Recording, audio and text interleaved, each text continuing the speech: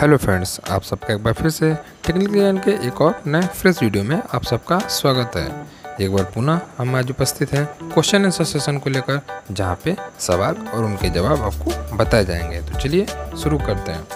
एक बात बता दें आपको कि आज के सवाल में आपको जवाब देखने को मिलेंगे जिसको किसी कारणवश हटाया नहीं जा पाया है। तो आपसे अनुरोध है कि आप जवाब पे ध्यान न दे करके सवाल पे ध्यान दीजिएगा, ताकि जवाब आपको अच्छे तरीके से समझ में आए। अक्सर जैसा हम बचपन में किया करते थे कि अगर हमारे पास मैथ के बुक में उत्तरमाला होती थी तो हम सवाल से ज़्यादा उत्तरमाला पे ध्यान देते थे। तो ऐसा काम आप ना करिएगा। आप कोशिश करिएगा कि आप पहले सवाल को सुने, समझने की कोशिश करें, फिर जवाब को आप देखें या जवाब को जानें। तो चलिए शुरू करते हैं। सबसे पहले हम बात करते हैं आज के पहले तथ्य सार की, जहां पर विभिन्न परीक्षाओं में पूछे गए प्रश्नोत्तर से स्टार्ट करेंगे, जो कि वन लाइनर होते हैं। तो यहाँ पे सबसे पहला दिया हुआ है कि पर्सनल कंप्यूटर में किसी जरूरत को पूरा करने के लिए डिज़ाइन किए गए कंप्यूटर को हमने क्या नाम दिया? तो उसे हमने व्यक्तिगत नाम दिया। आपने देखा पर्सनल कंप्यूटर उसे नाम को दिया जाता है, व्यक्तिगत कंप्यूटर नाम दिया जाता है। तो वही सवाल था यहाँ पे, पर्सनल कंप्यूटर किसकी ज़रूरत के हिसाब से डिज़ाइन किया गया था? तो व्यक्तिगत हिसाब से डिज़ाइन किया गया था। बात करें अगले सवाल की, जो कि है पर्सनल कंप्यूटर में सबसे सामान्य स्टोरेज डिवाइस को हम क्या कहते हैं? तो पर्सनल कंप्यूटर में सबसे सामान्य स्टोरेज डिवाइस को हम हार्ड डिस्क कहते हैं। अगले सवाल पे चलें तो कंप्यूटर कार्यप्रणाली के लिए विस्तारण क्षमता प्रदान करता है। कंप्यूटर के में विस्तारण भंडारण क्षमता कौन प्रदान करता है? तो कंप्यूटर प्रणाली में विस्तार क्षमता का मतलब हुआ कि अगर आप उसमें कोई एक्स्ट्रा चीज़ जोड़ना चाहते हैं तो किसकी सहायता से जोड़ सकते हैं? तो उसे हम स्लॉट कहते हैं। स्लॉट की सहायता से हम और भी चीज़ें कंप्यूटर की कार्यप्रणाली में जोड़ सकते हैं। इसके बाद बात करें अगले सवाल की, जो कि है मदरबोर्ड का दूसरा नाम। मदरबोर्ड को और किस दूसरे नाम से जाना जाता है? तो मदरबोर्ड को सिस्टम बोर्ड के नाम से क्या किया जाता है? जाना जाता है। आप देख पा रहे हैं ये सारे सवाल बहुत सारे अलग अलग विभिन्न परीक्षाओं में पूछे गए हैं। तो आप ध्यान से चीज़ों को समझने की कोशिश कीजिए, उत्तर पर ज़्यादा ध्यान न दीजिए, सवाल को समझने की कोशिश कीजिए। सवाल अगर आप समझ जाएंगे तो जवाब आपके लिए आसान हो जाएगा। इसके बाद चलते हैं अपने अगले सवाल पे, जो कि है कंप्यूटर में हार्ड डिस्क कहाँ डाली जाती है? तो कंप्यूटर में वो स्थान जहाँ पे हार्ड डिस्क रखी जाती है उसे हम किस नाम से जानते हैं? तो उसे हम डिस्क ड्राइव के नाम से जानते हैं। कंप्यूटर में जैसे मदरबोर्ड के स्लॉट होते हैं, रैम का स्लॉट होता है, वैसे ही हार्ड डिस्क का भी एक स्थान होता है, निश्चित स्थान होता है, जिसे हम डिस्क ड्राइव के नाम से जानते हैं। इसके बाद बात करें अपने अगले सवाल की, जो कि है एक बॉक्स जिसमें कंप्यूटर सिस्टम में सर्वाधिक महत्वपूर्ण भाग होते हैं वो क्या कहलाता है? तो आपका सिस्टम यूनिट कहलाता है। उम्मीद है यहाँ तक जानकारी आपको समझ में आई होगी। अगर वीडियो अच्छा लगे तो लाइक और शेयर करना बिल्कुल भी ना भूलें और चैनल को सब्सक्राइब कर दें। इसके बाद चलते हैं अपने अगले सवाल पे, जो कि है किसी विशेष प्रकार के संगीत उपकरण को जोड़ने के लिए साउंड कार्ड से कौन सा पार्ट जोड़ा जाता है? तो उसे हम MIDI पार्ट कहते हैं। MIDI पार्ट से आप संगीत उपकरणों को साउंड कार्ड से क्या कर सकते हैं? जोड़ सकते हैं। इसके बाद बात करें अगले सवाल की, जो कि है कंप्यूटर पावर सप्लाई में SMPS का अर्थ, यानी यहाँ पे SMPS का अर्थ का मतलब वो है, यहाँ SMPS का पूरा नाम पूछ रहा है, तो वो होता है आपका स्विच्ड मोड पावर सप्लाई। इसके बाद चले अपने अगले सवाल पे, जो कि है पर्सनल कंप्यूटर को साथ साथ जोड़कर बनाया जा सकता है, वो आपका क्या कहलाता है? नेटवर्क कहलाता है। इसके बाद चले हम अपने अगले सवाल की तरफ, जो कि है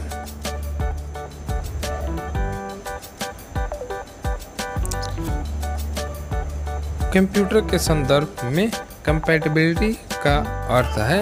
यहाँ पूछा जा रहा है कंपैटिबिलिटी मतलब होता क्या है? यहाँ कंपैटिबिलिटी का मतलब क्या होगा? यह जॉब को हैंडल करने के लिए योग्य है। यहाँ पे जॉब को हैंडल करने के योग्य बनाता है। यहाँ पे इस कंपैटिबिलिटी का क्या होता है? अर्थ होता है। इसके बाद चले हम अपने अगले सवाल की तरफ, जो कि कंप्यूटर में सामान्य फ़ोन जैक की तरह दिखाई देता है। कंप्यूटर में सामान्य फ़ोन जैक की तरह दिखाई देता है, वो आपका स्थान क्या कहलाता है? तो आपका मॉडेम पोर्ट कहलाता है। सामान्य फ़ोन जैक का मतलब आपने देखा होगा, टेलीफोन अगर पहले आपने तो टेलीफोन के पीछे वायर को कनेक्ट करने के एक स्थान दिया गया होता था, जिसे हम फ़ोन जैक के नाम से क्या करते थे? जानते थे। जो बाहर से आई वायर को क्या करता था? फ़ोन से जोड़ता था, जिससे हम आसानी से बात कर सकते थे। वैसा ही आपको जैक आपको सिस्टम में भी देखने को मिलता है। इस वजह से यहाँ पे कहा गया कि फ़ोन जैक को अब सिस्टम में देखने के बाद उसे किस नाम से जानेंगे, तो उसे हम मॉडेम पोर्ट के नाम से जानेंगे। अब बात करें अपने अगले सवाल की, जो कि है एक्सपेंशन कार्ड को कहाँ डाला जाता है कंप्यूटर में, तो आपका स्लॉट में। अब चलते हैं हम अपने अगले सवाल की तरफ, जो कि है कि मॉडेम को जोड़ा जाता है। मॉडेम को किससे जोड़ा जाता है, तो मॉडेम आपका मदरबोर्ड से जोड़ा जाता है। यहाँ एक चीज़ बता दें, कंप्यूटर को किसी भी डिवाइस से कनेक्ट करने की बात जब भी की जाएगी, आप हमेशा ध्यान रखिएगा कि वो मॉडेम से ही जोड़ा जाएगा। बिना मॉडेम से जोड़े आपके कंप्यूटर को चलाना संभव नहीं है, जो कि पिछले क्लासों में आपको समझाया गया था। इस चीज़ का ध्यान दीजिएगा कि यहाँ सिर्फ ये मदरबोर्ड जो है वो सिर्फ मॉडेम के लिए ही नहीं, कोई भी ऐसी डिवाइस हो जिसका इस्तेमाल हम कंप्यूटर में करना चाहते हैं, उसको हम मॉडेम से ही क्या करेंगे, जोड़ेंगे। इसके बाद बात करें अपने अगले सवाल की, जो कि है कंप्यूटर में मदरबोर्ड एक डिवाइस है जिसे में CPU, कीबोर्ड, मॉनिटर आदि को जोड़ने के लिए सर्किट बना रहता है। तो ये इसका एक पूरा कंप्लीट जवाब होगा और इसे सवाल बना के आपके सामने पूछा जा सकता है। जैसे पूछा जा सकता है कि मदरबोर्ड कैसी डिवाइस है, तो मदरबोर्ड एक ऐसी डिवाइस है जिससे CPU की सारे एक्सटर्नल डिवाइस या इंटरनल डिवाइस जैसे कीबोर्ड, मॉनिटर आदि को जोड़ने के लिए सर्किट बना होता है, और इसी बने हुए सर्किट के कारण हम इसे कंप्यूटर सिस्टम की बुनियाद भी कहते हैं। इसके बाद बात करें अगले सवाल की, जो कि है ये मदरबोर्ड पे बनाए गए स्लॉट में लगाए जाते हैं तथा कंप्यूटर की कार्यक्षमता में वृद्धि करते हैं। वो आपके क्या कहलाते हैं, तो आपके एक्सपेंशन कार्ड कहलाते हैं। तो यहाँ पे पूछा जा सकता है कि ऐसा कौन सा स्लॉट होता है जो मदरबोर्ड पे बनाया गया होता है कंप्यूटर की कार्यक्षमता को बढ़ाने के लिए, तो आपका क्या कहलाएगा, एक्सपेंशन कार्ड कहलाएगा। तो यहाँ आप एक लाइन में से जवाब को याद रख सकते हैं, समझ सकते हैं, ताकि इससे रिलेटेड अगर आपको सवाल पूछे जाएँ तो आप आसानी से क्या कर सकें, जवाब दे सकें। अब हम चलते हैं ऑब्जेक्टिव टाइप क्वेश्चन पे। तो बात करें आज के पहले ऑब्जेक्टिव टाइप क्वेश्चन की, जो कि है मदरबोर्ड में कंपोनेंट्स या उपकरण जिसे हम कहते हैं के बीच सूचना के मध्य से ट्रेवल करता है। तो यहाँ ऑप्शन दिया हुआ है आपका flash memory, CD ROM, web page, bases और पेरिफेरल डिवाइस। तो आपका होगा बसेज। बसेस जो होते हैं वो आपके मदरबोर्ड कंपोनेंट्स के बीच सूचना बसेस के माध्यम से क्या करते हैं, ट्रेवल करते हैं। मानी यहाँ पे आप क्या करेंगे, अगर बसेस को ऐड कर देंगे तो आपकी एक लाइन हो जाएगी, मदरबोर्ड में कंपोनेंट्स के बीच सूचना बस के माध्यम से क्या करते हैं, ट्रेवल करते हैं। क्यों? क्योंकि यहाँ पे देखिए दिया हुआ है व्याख्या में कि मदरबोर्ड पर बनी धातु की पतली रेखाएं जिनके माध्यम से विभिन्न भागों के बीच संकेतों का आदान प्रदान होता है, बस बार या बसेस कहलाता है। तो वो जो पतले पतले आपके क्या होते हैं, रेखाएं होती हैं जिनसे आप अलग अलग डिवाइसों को जोड़ते हैं, या आपके जो डाटा होते हैं उसी से आपके क्या होते हैं, ट्रांसफ़र होते हैं। तो उन्हीं को हम क्या कहेंगे, आपके बस बार या बसेस कहेंगे। अब चले हम अपने अगले सवाल की तरफ, जो कि है कंप्यूटर का मुख्य पटल कहलाता है। तो कंप्यूटर का मुख्य पटल क्या कहलाता है, तो यहाँ पे ऑप्शन दिया फादरबोर्ड, मदरबोर्ड, कीबोर्ड और इनमें से कोई नहीं। बहुत ही आसान जवाब है, वो होगा आपका मदरबोर्ड। आपको क्या कहलाता है, मदरबोर्ड कहलाता है। यहाँ पे आप व्याख्या को भी पढ़ के आसानी से इस चीज़ को क्या कर सकते हैं, समझ सकते हैं। चलिए हम अपने अगले सवाल की तरफ, जो कि है यूपीएस का कार्य है। यहाँ पे पूछ रहा है यूपीएस यानी अनइंटरप्रेटेबल पावर सप्लाई का कार्य क्या होता है। तो ऑप्शन दिया है कंप्यूटर की बैटरी को चार्ज करना, दूसरा ऑप्शन दिया हुआ है कंप्यूटर को असुरक्षा से बचाना, तीसरा है कंप्यूटर को निर्बाधा विद्युत आपूर्ति सुनिश्चित करना, और चौथा है इनमें से कोई नहीं। चलिए एक एक करके इसको एक्सप्लेन करें। तो पहला कंप्यूटर की बैटरी को चार्ज करना, तो ये ऐसे ही गलत हो जाएगा क्योंकि कंप्यूटर में कोई बैटरी लगी नहीं होती है। दूसरा कंप्यूटर को सुरक्षा से बचाना, तो पहली चीज़ यह एक मिनी इन्वर्टर के रूप में कार्य लिया जाता है। तो यहाँ कोई भी ऐसी असुरक्षा चीज़ें नहीं होती हैं या वायरस जिससे बचाने का कार्य करे। चौथा इसका जवाब है इनमें से कोई नहीं। और तीसरा है कंप्यूटर को निर्बाध विद्युत आपूर्ति सुनिश्चित करना, यानी कंप्यूटर के कनेक्शन को या कंप्यूटर में विद्युत आपूर्ति को रोके बगैर कंप्यूटर क्या करना, पावर सप्लाई देते रहना। तो ये इसका क्या होगा, सही जवाब होगा। क्यों? तो आइए व्याख्या में एक बार उसको पढ़ लें, जान लें अच्छे से। तो यहाँ पे दिया है यूपीएस यानी अनइंटरप्रेटेबल पावर सप्लाई कंप्यूटर को निर्बाध विद्युत आपूर्ति सुनिश्चित करता है तथा अचानक विद्युत बंद हो जाने पे कार्य को समाप्त होने और हार्ड डिस्क को खराब होने से क्या करता है, ये बचाता है। इसके बाद बात करें हम अपने अगले सवाल की तरफ, जो कि है कि पर्सनल कंप्यूटर के विकास का श्रेय जाता है। तो ऑप्शन दिया IBM को, HCL को, HP को और DEC को। तो बहुत ही आसान जवाब है, कई बार आपको हमने बताया, वो होगा आपका IBM को ही पर्सनल कंप्यूटर का श्रेय दिया जाता है, क्योंकि पहला पर्सनल कंप्यूटर IBM कंपनी ने क्या किया था, बनाया था, या यूँ कहें डेवलप किया था। यहाँ पे देखिए दिया भी हुआ है कि IBM नामक कंपनी ने 1981 में पर्सनल कंप्यूटर का निर्माण किया। बाद में बनने वाले PC को IBM कंफर्टेबल PC के नाम से क्या किया गया, जाना गया, या उनको इसी नाम से बताया गया। इसके बाद चलें अगले सवाल की तरफ, जो कि है सिस्टम यूनिट में रीसेट बटन का प्रयोग किया जाता है। ऑप्शन दिया है कंप्यूटर को बंद करने के लिए, दूसरा ऑप्शन है आपका कंप्यूटर को चालू करने के लिए, तीसरा ऑप्शन है कंप्यूटर की सप्लाई को बंद किए बगैर पुनः चालू करने के लिए, और चौथा ऑप्शन में से कोई नहीं। तो रीसेट का मतलब होता है कि बिना बंद किए पुनः क्या करना है, चालू करना। तो यहाँ पे ऑप्शन नंबर C क्या हो जाएगा, आपका सही जवाब हो जाएगा।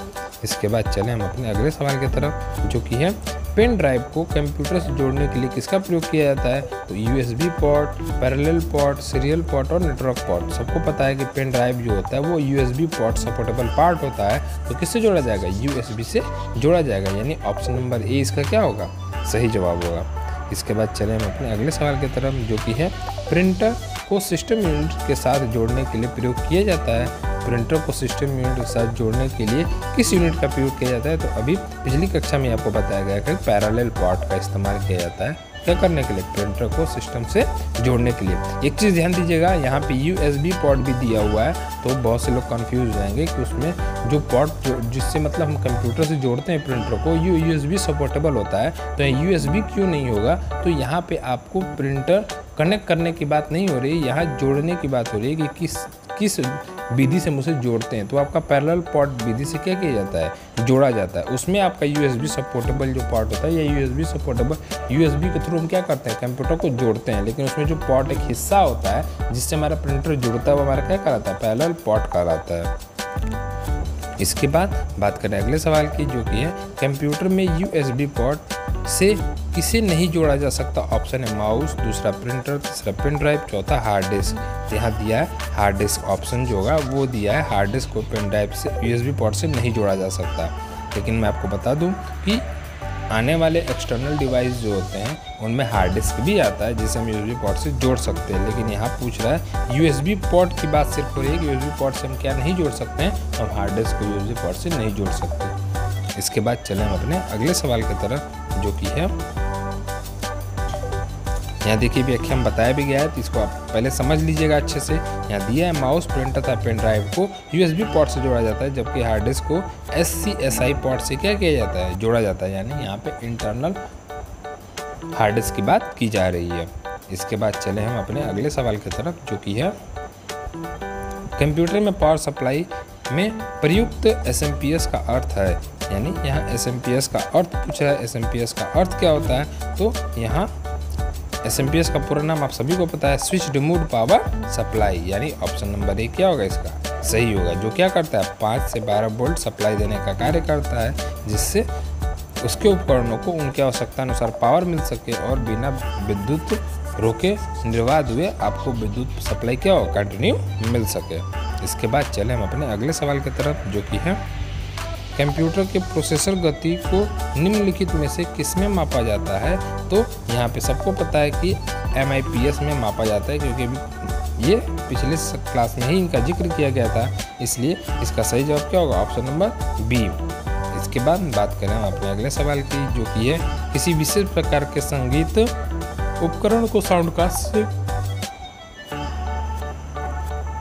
कौन सा पार्ट जोड़ता है। ऑप्शन दिया है बस, दूसरा CPU, तीसरा USB, चौथा MIDI। अभी हमने इसको 1 लाइनर आंसर में इसका जवाब बताया था, वो होगा आपका MIDI, होगा MIDI। इसके बाद चले हम अपने अगले सवाल की तरफ, जहाँ पे बात करें हम अगले सवाल की, जहाँ दिया है कंप्यूटर की कार्यप्रणाली के लिए विस्तार क्षमता प्रदान करते हैं? पहला ऑप्शन आपका सॉकेट, दूसरा आपका स्लॉट्स, तीसरा आपका बाइट, चौथा वेब और पांचवें में से कोई नहीं। तो इसका सही जवाब होगा क्या? Option number b, slots. जो स्लॉट्स होते हैं इन्हीं से कंप्यूटर की प्रणाली में विस्तार किया जा सकता है। इसके बाद दिया है आपका एक बॉक्स जिसमें कंप्यूटर सिस्टम के सर्वाधिक महत्वपूर्ण भाग होते हैं, क्या कहलाते हैं? अभी वन लाइनर में भी इसको बताया गया था, वो कहलाते हैं आपके क्या? सिस्टम यूनिट कहलाते हैं। अब चलें अपने अगले सवाल की तरफ, जो कि है यूपीएस का पूरा नाम क्या होता है? ये भी आपको बताया गया, अनइंटरप्रेटेबल पावर सप्लाई, यानी ऑप्शन नंबर सी क्या होगा इसका सही जवाब होगा। अब चलें आगे और बात करें अगले सवाल की। तो यहाँ पे ये आपके 2 चैप्टर इस वीक में पढ़ाए गए थे, जिनमें पहला 2 दिन के जो क्वेश्चन चैप्टर थे ये उनसे रिलेटेड सवाल था, और ये आखिरी इनपुट और आउटपुट डिवाइस से रिलेटेड सवाल अब हम आपके सामने ला रहे हैं, जहाँ पे हम सारी चीज़ों को अच्छे से समझेंगे। यहाँ पहला सवाल है जो तथ्य सार के अनुसार है, विभिन्न परीक्षाओं में पूछे जाने वाले प्रश्नोत्तर हैं, जिसमें दिया हुआ है रॉ डाटा को कैप्चर करने के लिए कंप्यूटर सिस्टम में एंटर करने में सहायक होता है, तो क्या कहलाता है? आपका इनपुट डिवाइस कहलाता है। इसके बाद बात करें अपने अगले सवाल की, जो कि है कीबोर्ड पर स्थित कोई अक्षर, संख्या या प्रतीक जिसे हम कंप्यूटर में टाइप करते हैं क्या कहलाएगा? तो आपका कैरेक्टर कहलाएगा। ये सारी चीज़ें आपको पिछली 2 कक्षाओं में समझाई गई हैं, तो इसे क्लास को ज्वाइन करने से पहले आप सबसे पहले उन चारों वीडियो को या इस वीक में पढ़ाए गए सारे चैप्टर को अच्छे से देख लें, ताकि आपको ये जवाब देने में, क्योंकि बहुत से ऐसे इसमें कठिन सवाल नहीं पूछे जा रहे हैं जो आपको बहुत ज़्यादा एक्सप्लेन या सोचने समझने की ज़रूरत है। अगर आपने क्लास को पूरा ज्वाइन किया होगा, अच्छे से देखा होगा, तो मुझे पूरा उम्मीद है कि आप हमारे जवाब से पहले या स्क्रीन पर जवाब देखने से पहले क्वेश्चन सुनकर ही जवाब दे पा रहे होंगे, जो कि आपके लिए बहुत ही आसान है, क्योंकि आपने पिछले 6 दिनों में इन्हीं सारी चीज़ों को अच्छे तरीके से समझा है। तो चलें अब अगले सवाल पे, जो कि है कंप्यूटर सिस्टम में सभी इनपुट और आउटपुट डिवाइस को कहा जाता है, तो आपका वो क्या कहलाता है? हार्डवेयर कहलाते हैं, क्योंकि उन्हें हम देख सकते हैं, छू सकते हैं और महसूस कर सकते हैं। इसके बाद बात करें अगले सवाल की, जो कि है टैब का प्रयोग किया जाता है। तो टैब का प्रयोग किया जाता है स्क्रीन में कर्सर को मूव करने तथा पैराग्राफ को इंडेंट करने के लिए। तो यहाँ पे टैब का हम इस्तेमाल करते हैं अगले बॉक्स में जाने के लिए, मूव करने के लिए यानी आगे बढ़ने के लिए, या पैराग्राफ को एंड करने के लिए यानी उससे आगे वो दूसरे पैराग्राफ में जाने के लिए। इसके बाद आपके अगले सवाल की बात करें, जो कि है उस हार्डवेयर को क्या कहते हैं जो मुख्य कंप्यूटर सिस्टम का भाग नहीं होता और प्रायः सिस्टम के साथ बाद में जोड़े जाते हैं, वो आपके क्या कहलाते हैं? तो वो आपके पेरिफेरल डिवाइस कहलाते हैं। इसके बाद चले अगले सवाल पे, जो कि है वे सिंबल जो किसी कैरेक्टर या कैरेक्टर्स के कॉम्बिनेशन के रूप में निरूपित होते हैं वो क्या कहलाते हैं? तो आपके वाइल्ड कार्ड कहलाते हैं। ये देखिए थोड़ा सा एक अलग सा सवाल है, जहाँ पे दिया है कि वे सिंबल जो किसी एक कैरेक्टर या कैरेक्टर्स को कॉम्बिनेशन को निरूपित करते हैं वो क्या कहलाएंगे? तो आपके वाइल्ड कार्ड कहलाएंगे। इसके बाद चले हम अपने अगले सवाल की तरफ, जो कि है बाह्य स्रोत से सूचना को कंप्यूटर सॉफ्टवेयर में फीड करना क्या कहलाता है? यहाँ एक बार पुनः बता दें, बाह्य स्रोत से प्राप्त सूचना को कंप्यूटर सॉफ्टवेयर में फीड करना क्या कहलाता है? तो वो आपको क्या कहलाएगा? सॉफ्टवेयर कहलाएगा। वहीं आगे अगले क्वेश्चन की बात करें, जो कि है कीबोर्ड के उस बटन को क्या कहेंगे जिस पे अक्षर अपर लोअर केस में तथा अंक प्रतीक में बदले जाते हैं, वो आपके क्या कहलाते हैं? तो आपके शिफ्ट की सहायता से होते हैं, जहाँ पे आप कीबोर्ड की में लेटर को कैपिटल स्मॉल में लिख सकते हैं, अंक और कैरेक्टर को बदल सकते हैं, या 2 अगर कैरेक्टर दिए हैं तो उनमें से दोनों कैरेक्टर का अलग अलग समय पर इस्तेमाल कर सकते हैं शिफ्ट की सहायता से। इसके बाद बात करें हम अपने अगले सवाल की, जो कि है एक हार्डवेयर का एक ऐसा घटक जो डाटा और अनुदेश को कंप्यूटर में एंटर करने की अनुमति देता है वो क्या कहलाता है? तो आपका इनपुट उपकरण कहलाता है। यहाँ पे इनपुट से बहुत ज़्यादा सवाल हैं, अलग अलग तरीके से पूछे जा रहे हैं। आपने देखा अभी तक ही 3-4 ऐसे सवाल हो गए जो आपके इनपुट डिवाइस से रिलेटेड है। इसके बाद बात करें अपने अगले सवाल की, जो कि है इस की को दबाने पर हम किसी खुले प्रोग्राम से बाहर आ सकते हैं, वो क्या कहलाएगा? तो आपका एस्केप की कहलाएगा। जब हम कीबोर्ड की पढ़ा रहे थे उस वक्त आपको ये बताए थे यहाँ पे ये भी पूछा जा सकता है कि प्रोग्राम के निष्पादन को रोकने के लिए कीबोर्ड की किस की का इस्तेमाल करेंगे, तो वो आपका कहलाएगा ESC की कहलाएगा। इसके बाद चलें आगे बात करें अगले सवाल की, जिसमें दिया हुआ है इनमें से कौन आउटपुट और कौन इनपुट डिवाइस दोनों ही हैं, तो वो है आपका मॉडेम।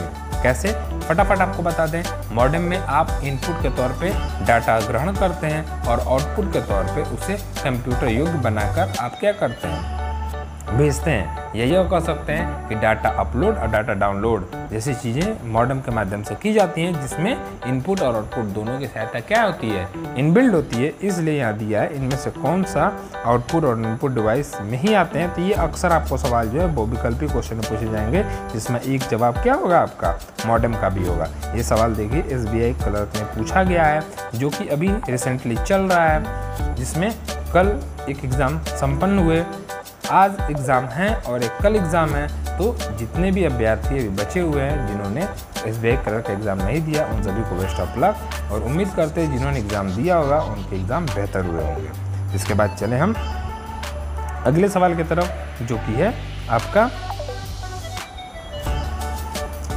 कंट्रोल शिफ्ट तथा अल्ट्रा को क्या कहते हैं हम, इसे हम मॉडिफायर की के नाम से क्या करते हैं, जानते हैं। ये काफ़ी आसान सवाल जवाब था। इसके बाद चलें आगे, तो बात करें अगले सवाल की, जो कि है कीबोर्ड के उस बटन को क्या कहेंगे जिसपे अक्षर अपर या लोअर केस में अंकों का प्रतीक को बदलते हैं। तो ये भी हमने आपको बताया शिफ्ट की कहते हैं। दोबारा इस प्रश्न को हमने पढ़ दिया। इसके बाद चलें अगले सवाल पे, जो कि है इस की को दबाने पर हम किसी भी खुले हुए प्रोग्राम से बाहर आ सकते हैं, क्या कहलाएंगे, एस्केप की। इसके बाद चलें अगले सवाल की तरफ, जो कि है कर्सर या इंस्ट्रक्शन पॉइंट की मौजूदा स्थिति के बाईं ओर के एक कैरेक्टर को डिलीट करने के लिए किस की का इस्तेमाल करते हैं, तो आपका बैक स्पेस की का इस्तेमाल करते हैं। उम्मीद है अभी तक ये सारी जानकारी आपको अच्छे से समझ में आई होगी। आज थोड़ा सा जवाब आपको जो है वो स्क्रीन पे दिख रहा होगा, इसलिए आप इसको सीधे सीधे पढ़ रहे होंगे या देख रहे होंगे, लेकिन फिर भी हम आपसे कहेंगे कि जवाब को नज़रअंदाज करते हुए सबसे पहले आप सवाल को समझिएगा, ताकि जवाब आपके लिए आसान बन जाए। इसके बाद चलें हम अपने अगले सवाल की तरफ, जो कि है कीबोर्ड की सहायता से कंप्यूटर को रीस्टार्ट करने के लिए किस कुंजी के संयोजन का प्रयोग किया जाता है, तो वो होता है आपका कंट्रोल अल्ट्रा तथा डिलीट के इस्तेमाल से आप सिस्टम को रीस्टार्ट कर सकते हैं। अब देखिए यहाँ पे मैं अभी कंफर्म कर दूं, कंट्रोल अल्ट्रा डिलीट से आप डायरेक्ट कंप्यूटर रीस्टार्ट नहीं होता है, एक मेन्यू बार खुलता है जहाँ से आप सिस्टम को रीस्टार्ट कर सकते हैं। इस चीज़ का ध्यान दीजिएगा। ऐसा नहीं कि इसको दबाते ही आपका कंप्यूटर रीस्टार्ट हो जाएगा, इसको दबाने के बाद एक मेन्यू खुलता है जिसके थ्रू आप कंप्यूटर को रीस्टार्ट कर सकते हैं। इसके बाद चलें अपने अगले सवाल की तरफ, जो कि है किसी ऑब्जेक्ट या टेक्स्ट को मूव करते समय माउस को नीचे होल्ड करने को हम क्या कहेंगे, तो आपका ड्रैगिंग कहलाता है। इसके बाद चलें अगले सवाल पे, जो कि है क्वार्टी का प्रयोग का संदर्भ किस में किया जाता है, तो आपका कीबोर्ड में किया जाता है। हमने आपको बताया था कि आज के समय में जिस कीबोर्ड को हम इस्तेमाल करते हैं उसको हम क्वार्टी कीबोर्ड के नाम से क्या करते हैं, जानते हैं। इसके बाद चलें हम अपने अगले सवाल की तरफ, जो कि है इसका आकार कंप्यूटर पर आपके द्वारा दिए जा रहे कार्यों के प्रकार पर निर्भर करता है, वो क्या कहलाता है, तो आपका माउस पॉइंट कहलाता है। चलें अगले सवाल की तरफ, जो कि है कीबोर्ड में सामान्य टाइपिंग कीज के अतिरिक्त एक पैड होता है जिसकी सहायता से कर्सर को कंट्रोल किया जा सकता है, क्या कहलाता है, तो आपका न्यूमेरिक की पैड कहलाता है, जिसे हम नंबर पैड के नाम से भी क्या करते हैं, जानते हैं। चलें अगले सवाल की तरफ, जो कि है माउस के दाएं बटन पे क्लिक करने से दिखाई देता है, तो वो आपका एक विशेष मेन्यू कहलाता है। जब आप देखते हैं कि जब भी किसी भी आप माउस का इस्तेमाल करते वक्त किसी फाइल मेन्यू को ओपन करते हैं तो लेफ्ट की से डबल क्लिक करते हैं, लेकिन राइट क्लिक करेंगे तो आपको एक मेन्यू दिखाई देगा जिसे हम विशेष मेन्यू के नाम से भी क्या करते हैं, जानते हैं। इसके बाद बात करें अगले सवाल की, जो कि है लैपटॉप कंप्यूटर पर बनी पॉइंटिंग डिवाइस हो सकती है, तो क्या हो सकती है, तो ट्रैक बॉल हो सकती है, टच पैड हो सकती है या पॉइंटिंग स्टिक हो सकती है। इनमें से कोई भी एक चीज़ हो सकती है अलग अलग कंडीशन के हिसाब से। इसके बाद बात करें अगले सवाल की, जो कि है सबसे कॉमन या सबसे अधिक प्रयोग होने वाली इनपुट और आउटपुट डिवाइस कौन सी है, या इनपुट डिवाइस कौन सी है। यहाँ पे इनपुट डिवाइस सिर्फ पूछा है, तो अगर इनपुट आउटपुट दोनों पूछेगा तो आप बताएंगे माउस, कीबोर्ड, मॉनिटर और स्पीकर, लेकिन सिर्फ इनपुट पूछा है इसलिए माउस और कीबोर्ड, और सिर्फ आउटपुट पूछेगा तो आप बताएंगे मॉनिटर और स्पीकर। चलिए अब अपने अगले सवाल की तरफ, जो कि है कि कौन सा इनपुट माध्यम कंप्यूटर सिस्टम में टेक्स्ट और न्यूमेरिक डाटा को एंटर करने के लिए सर्वाधिक कॉमन है, तो वो आपका कीबोर्ड है। इसके बाद चलें अगले सवाल की तरफ कि जब माउस पैड पर घुमाया जाता है तो कंप्यूटर स्क्रीन पे जो घूमता है उसे हम क्या कहते हैं, तो माउस पॉइंटर कहते हैं।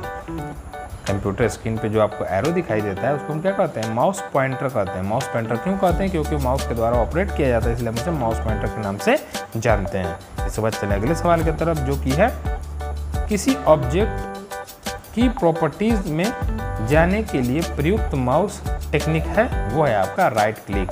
किसी भी ऑब्जेक्ट की प्रॉपर्टीज को देखने के लिए ऑब्जेक्ट का यहाँ इस्तेमाल इसलिए किया गया है क्योंकि किसी भी प्रॉपर्टीज में आपका सॉफ्टवेयर भी आ सकता है, कोई एक फाइल भी आ सकती है और कोई एक प्रोग्राम भी आ सकता है, इसलिए यहाँ पे ऑब्जेक्ट का यूज़ किया गया है। बताया गया है कि ऑब्जेक्ट की प्रॉपर्टीज देखने के लिए आप माउस के किस टेक्निक का इस्तेमाल करेंगे, तो राइट क्लिक का इस्तेमाल करेंगे, जिससे आप प्रॉपर्टीज में आसानी से जा सकते हैं।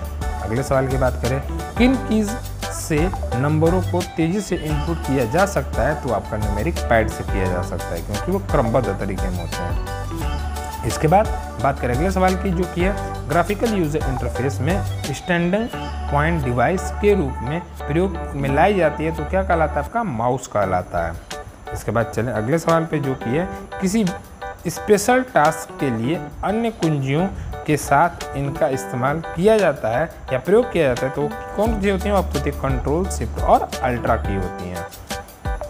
उम्मीद है जानकारी आपको अच्छी लग रही होगी, और जानकारी अच्छी लगे तो वीडियो को लाइक, शेयर तथा चैनल को सब्सक्राइब करना बिल्कुल भी ना भूलें।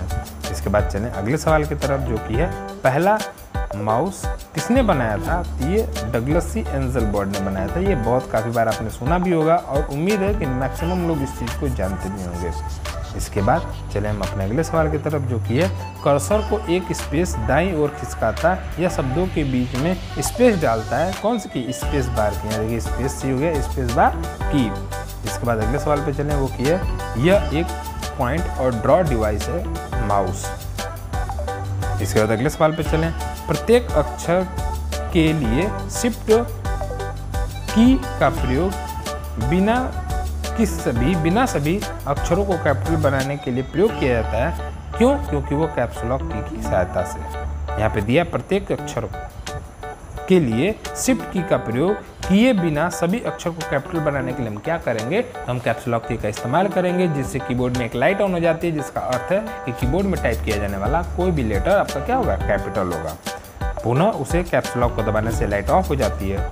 इसके बाद बात करें अगले सवाल की, जो कि है माउस के दो मानक बटनों के बीच स्थित व्हील का प्रयोग किया जाता है, यहाँ पेज को स्क्रॉल करने के लिए इसका इस्तेमाल ज़्यादा से ज़्यादा किया जाता है। इसके बाद बात करें अपने अगले सवाल की, जो कि है स्क्रीन पे टाइप किया गया शब्द कहलाता है, तो क्या कहलाता है, तो आपका टेक्स्ट कहलाता है। वहीं बात करें अपने अगले सवाल की, जो कि है इनमें से कौन चुंबकीय स्याही की गुण पहचान का प्राथमिक उपयोग करता है, वह है आपका बैंक। जहाँ पर आप देखेंगे मैग्नेटिक इंक कैरेक्टर रिकॉग्निशन यानी चेकबुक में दिया रहता है, जिससे क्या होता है, आइडेंटिफाई चेक को किया जाता है। इसके बाद चलें अगले सवाल की तरफ, जो कि है आपका वह कौन सी की है जो कंप्यूटर मेमोरी में सूचना और स्क्रीन से कैरेक्टरों को मिटा देती है, वो आपका कहलाता है डिलीट की। डिलीट की सहायता से हम कैरेक्टर या सॉफ्टवेयर या किसी प्रोग्राम को क्या कर सकते हैं, डिलीट या नष्ट कर सकते हैं। इसके बाद दिया आपका OCR का पूर्ण रूप है, यहाँ OCR का पूरा नाम पूछ रहा है, तो वो होगा आपका ऑप्टिकल कैरेक्टर रिकॉग्निशन। चलें हम अपने अगले सवाल की तरफ, जो कि है आपका कैप्स लॉक की को टॉगल भी कहते हैं, क्योंकि कैप्स लॉक की को टॉगल क्यों कहा जाता है, क्योंकि हर बार प्रेस करने पे इसका फंक्शन आगे पीछे होता रहता है। आगे पीछे का सेंस ये है कि जब एक बार आप क्लिक करेंगे तो ऑन होगा यानी आगे बढ़ा, तो दोबारा क्लिक करेंगे ऑफ होगा यानी फिर पीछे आ जाएगा, फिर आप क्लिक करेंगे तो ऑन होगा यानी आगे जाएगा, और फिर आप क्लिक करेंगे तो ऑफ हो जाएगा यानी पीछे आ जाएगा। इसलिए यहाँ पे इसे हम टॉगल के नाम से, टॉगल की के नाम से भी जानते हैं। इसके बाद बात करें अपने अगले सवाल की, जो कि ये एक प्रकार के कैमरे जो कंप्यूटर के साथ लगे रहते हैं, जिनका उपयोग वीडियो कॉन्फ्रेंसिंग, वीडियो चैटिंग और लाइव वेब ब्रॉडकास्ट में होता है, वो क्या कहलाते हैं आपके, तो आपके वेब कैम कहलाते हैं। इसके बाद बात करें अपने अगले सवाल की, जो कि है न्यूमेरिकल कीपैड को डायरेक्शनल एरो के रूप में प्रयोग करने के लिए किस की का इस्तेमाल करते हैं, तो होता है आपका न्यूमेरिक लॉक की का इस्तेमाल करते हैं। इसके बाद बात करें अगले सवाल की, जो कि है स्कैनर स्कैन करता है। स्कैनर क्या क्या स्कैन करता है, तो पिक्चर और टेक्स्ट दोनों को क्या करता है, वो स्कैन करता है। अब चले आगे और बात करें अगले सवाल की, जो कि है आपका कि एक इनपुट उपकरण जो टेक्स्ट और पिक्चर को कॉपी करता है तथा उनकी प्रतिलिपि तैयार करने में मेमोरी में स्टोर करता है, क्या कहलाता है, तो आपका स्कैनर कहलाता है। अगले सवाल की बात करें, सर्वाधिक प्रचलित आउटपुट डिवाइस है तो मॉनिटर वो प्रिंटर। अभी मैंने आपको बताया, यहाँ पे हमने स्पीकर बताया था, स्पीकर भी होगा,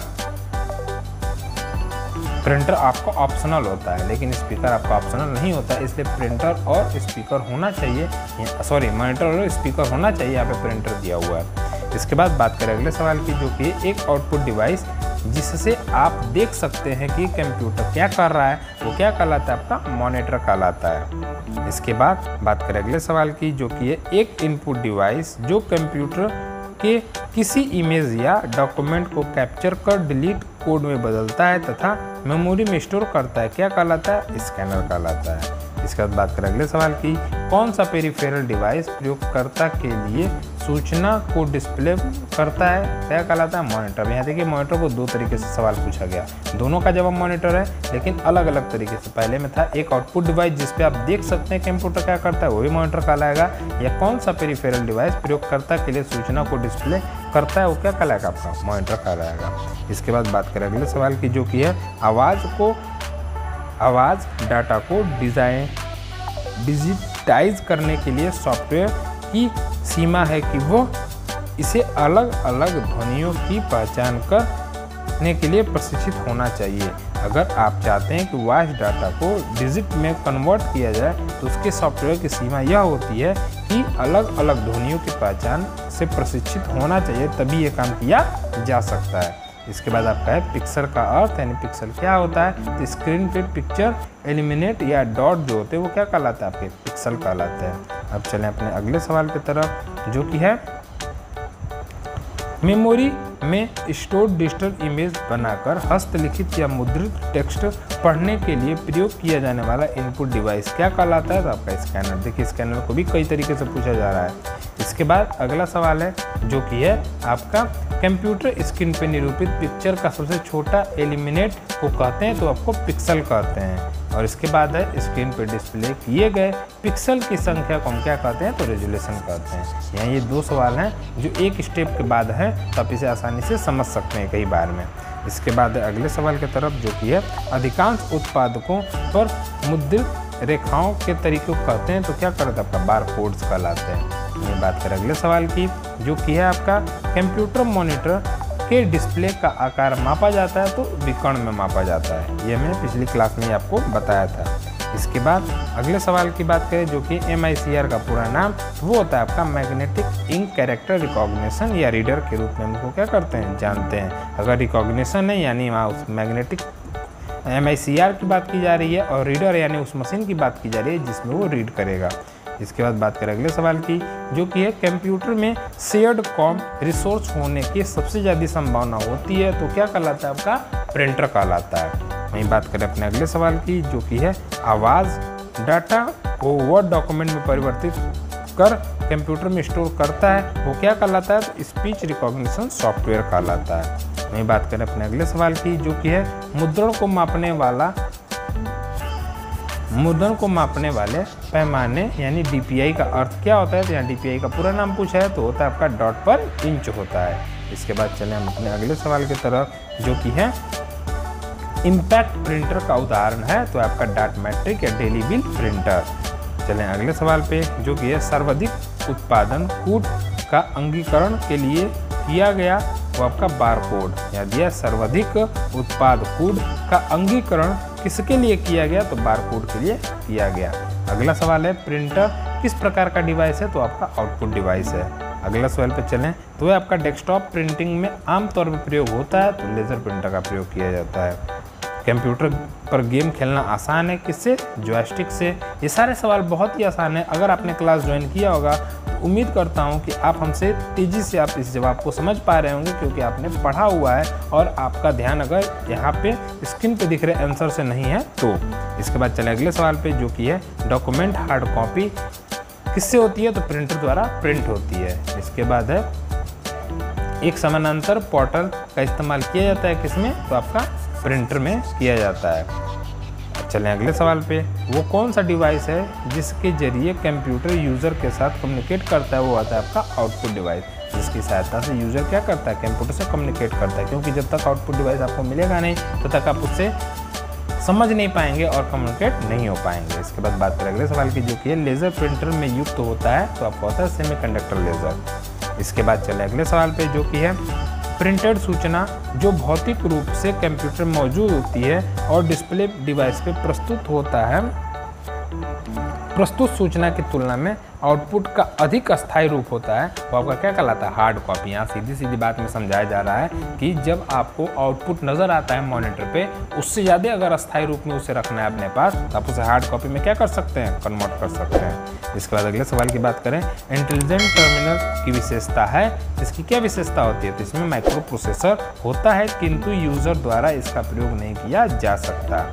इसके बाद बात करें अपने अगले सवाल की, जो कि है आउटपुट डिवाइस की सहायता से आप कर सकते हैं डाटा व्यू तथा प्रिंट की, आप इससे कर सकते हैं। इसके बाद अगला सवाल, जो कि डब टर्मिनल क्या है, ये आपका नगण्य इंटेलिजेंस वाला टर्मिनल होता है।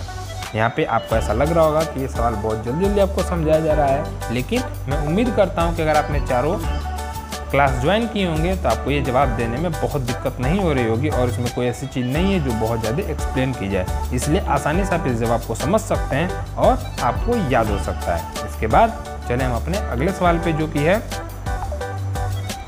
पेरिफेरल डिवाइस जैसे कि प्रिंटर और मॉनिटर कहलाते हैं, तो क्या कहलाते हैं आपके, हार्डवेयर कहलाएंगे। अगला सवाल है आपका, एक उपकरण जो मानव द्वारा समझे जाने वाले डाटा और प्रोग्राम को कंप्यूटर द्वारा प्रोसेस किए योग्य बनाया जाता है, किसकी सहायता से, इनपुट डिवाइस की सहायता से। अगले सवाल पे चलें, जो कि कंप्यूटर माउस है, एक इनपुट डिवाइस। अगला सवाल, एक कंप्यूटर डिवाइस जो पेन के समान किसी उपकरण का उपयोग कंप्यूटर में चित्र खींचने या सूचना को डालने के लिए किया जाता है, क्या कहलाता है, तो आपका स्टाइलिस कहलाता है। अगले सवाल पे चलें, कौन सा सॉफ्टवेयर उन लोगों की मदद करता है जो कंप्यूटर इनपुट के लिए हाथों का प्रयोग नहीं करते, तो वो आपका स्पीच रिकॉग्निशन सॉफ्टवेयर है, जो इनपुट का प्रयोग करता है उनके लिए जो कंप्यूटर में हाथों का इस्तेमाल नहीं करते। इसके बाद है विभिन्न चौड़ाई और लंबाई पट्टियों से बने कोड जिन्हें कंप्यूटर की सहायता से पढ़ा जा सकता है, क्या कहलाएगा, तो आपका बार कोड कहलाएगा। चलें अगले सवाल की तरफ, जो कि सामान्यतः किसी उत्पाद के पीछे बने लाइनों के समूह को कहते हैं, तो क्या कहते हैं, बार कोड कहते हैं। इसके बाद बात करें अगले सवाल की, जो कि जॉयस्टिक का प्रयोग किया जाता है तो कंप्यूटर गेम खेलने के लिए। अगला सवाल, सॉफ्ट कॉपी का तात्पर्य है तो स्क्रीन पे प्रदर्शित आउटपुट। यहीं अगले सवाल पे हम चलें, तो एक कंप्यूटर का कौन सा भाग किए हुए कार्य को दर्शाता है, तो आपका है मॉनिटर। और आज का आखिरी सवाल है, जो कि एक नॉन इम्पैक्ट प्रिंटर जो अधिक गुणवत्ता युक्त प्रिंटर देता है, वो क्या कहलाता है, लेजर प्रिंटर कहलाता है। तो ये थी आज की जानकारी क्वेश्चन आंसर सेशन में। उम्मीद है आपको ये जानकारी समझ में आई होगी। इसकी एक और वीडियो कल आएगी जिसमें हम बहुविकल्पी क्वेश्चन की बात करेंगे। ये वीडियो लंबी ना हो इसलिए आज हम इसे 2 पार्ट में बना रहे हैं, क्योंकि हम 2 चैप्टर को कवर कर रहे हैं और इधर आपके एग्जाम भी हैं लगातार, इसलिए आपको लगातार इधर कोशिश की जाएगी कि ज़्यादा से ज़्यादा क्वेश्चन आंसर सेशन ही चलाया जाए, ताकि आपको परीक्षा में कोई दिक्कत न हो। उम्मीद है जानकारी समझ में आई होगी। कैसा लगा वीडियो हमें ज़रूर बताइएगा। अगर आपका कोई सुझाव हो तो कमेंट करना बिल्कुल भी ना भूलें, और अगर वीडियो अच्छा लगे तो लाइक, शेयर और चैनल को सब्सक्राइब करना बिल्कुल ना भूलें। मिलते हैं अगले वीडियो में एक और नई जानकारी के साथ। तब तक के लिए आप सभी का बहुत बहुत धन्यवाद। घर पे रहें, सुरक्षित रहें।